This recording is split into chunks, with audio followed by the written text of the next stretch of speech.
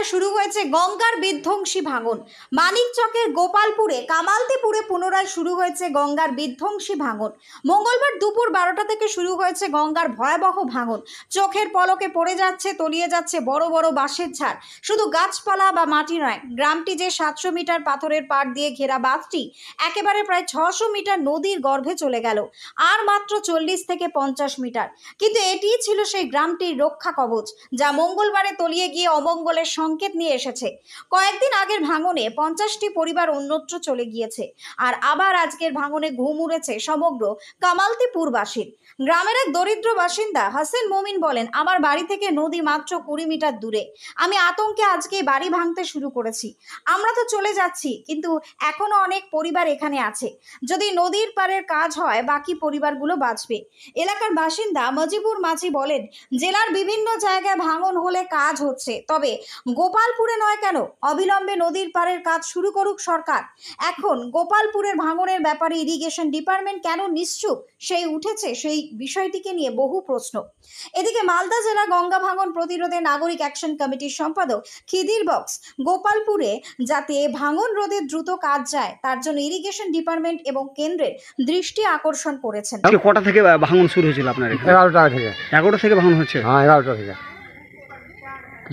কিছু ব্যবস্থা দিচ্ছে না, নদীর পাড়ের কোনো ব্যবস্থা নিচ্ছে না। আপনারা কোথায় যাচ্ছেন এখন? বাড়িঘর নিয়ে যাবো এখন? এখান তো ভাঙছেন। কটা বাড়ি ভাঙলেন এই মুহূর্তে? এখানে 2টা বাড়ি ভাঙি, ঘর সব পুড়ে পড়ে গেল। বাড়ি ঘর ভাঙছি। হ্যাঁ, কতটা আর আছে? আর মানে 10 কাঠা রকম আছে কাটতে।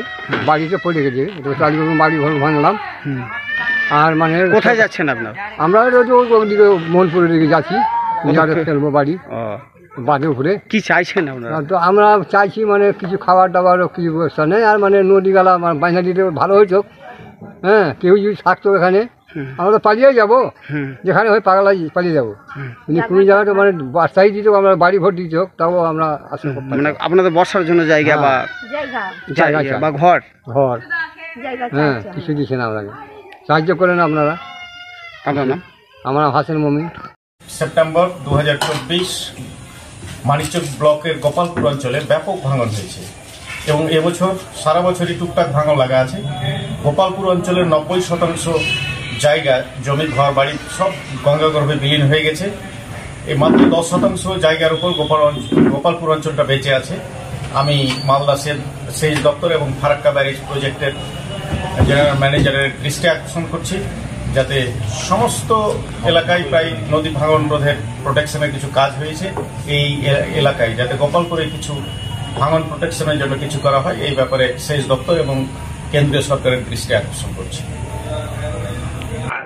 ভূতনিতে কাজ হচ্ছে, ফারাক্কার আগে শিমলতলায় কাজ হচ্ছে,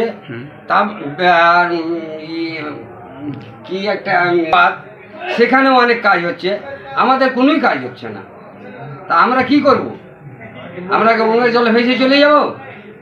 সরকার কিছু দেখবে না আমাদেরকে?